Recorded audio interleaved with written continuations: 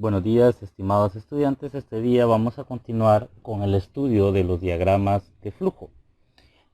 Vamos a revisar realmente cuál es el proceso de elaboración de un diagrama de flujo o de un flujograma.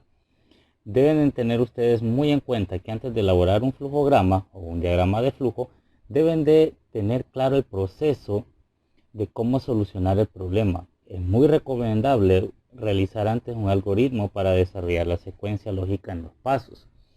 Y vean también que por eso fue que al principio nosotros explicamos cómo elaborar un algoritmo. Nosotros, vuelvo a repetir, hemos estudiado dos tipos de algoritmos. Uno, ¿verdad?, que no lleva ningún proceso matemático y que fue el que nosotros explicamos en la primera clase. Y luego está el algoritmo donde sí se tiene que tomar en cuenta procesos matemáticos, ¿verdad? Eran los cualitativos y los cuantitativos. Luego, a partir de ese diagrama, nosotros podemos, a partir de esa secuencia lógica de pasos, nosotros podemos ya elaborar un flujograma. Ahora, debe recordar muy bien lo siguiente y debe de tenerlo muy en cuenta, que necesita usted primero aplicar la lógica para encontrar la mejor solución al problema. Esto en cuanto a la elaboración de los flujogramas. Respetar siempre la simbología de los flujogramas, que eso lo vimos en la clase anterior. He podido revisar todos los trabajos que me han enviado y debo reconocer que hay muchos que están muy bien elaborados, pero también hay unos donde han utilizado mala simbología.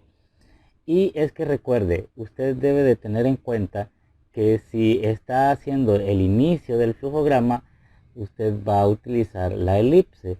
Si usted está hablando sobre un proceso, usted debe de utilizar el cuadrado, ¿verdad?, o rectángulo. Y si usted está hablando de una condición, que es lo que vamos a ver este día, usted debe de utilizar el rombo. Y otro de los puntos a recordar es que el diagrama debe de ser lo más sencillo posible. Es decir, su flujograma no debe complicarse tanto en procesos y pasos, sino que de una forma muy sencilla dar a conocer la solución del problema. Veamos las condiciones dentro de un flujograma.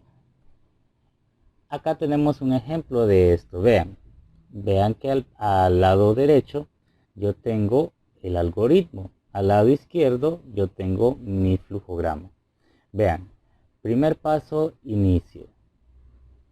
Inicio con mi elipse. Debo de estudiar matemáticas. Ese es un proceso, entonces lo voy a representar por un rectángulo. Debo resolver problemas. Ok, eso también es un rectángulo, resolver problemas. Ahora, cuando usted vea que en el paso están los signos de pregunta, eso significa que es una condición. Entonces yo lo debo de representar por medio de un rombo. He aprendido, y ojo con esto, que una condicional siempre va a tener dos respuestas posibles.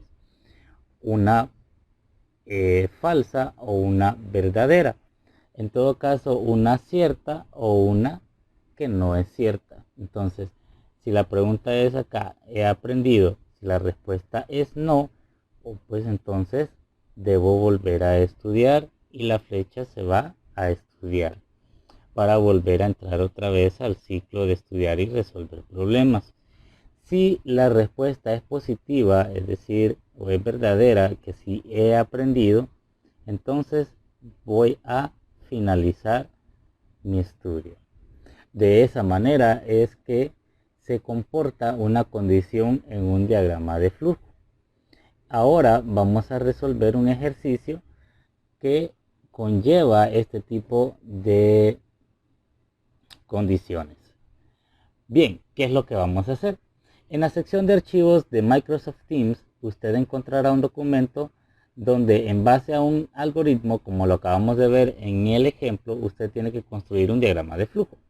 Recuerda que su trabajo lo puede enviar a través de Microsoft Teams o por correo electrónico a la siguiente dirección: osmin.orellana@lamatepec.edu.sv. Así que el ejercicio de hoy se trata de lo siguiente. Vamos a ver. Debe diseñar usted un flujograma a partir de este algoritmo que tengo en pantalla. Lo primero que usted debe realizar es: primero, inicio, planear una fiesta. 2, elegir un lugar, la fecha y la hora. 3, realizar la lista de invitados. Y ojo con el punto número 4, ¿por qué? Porque debo agregar invitados.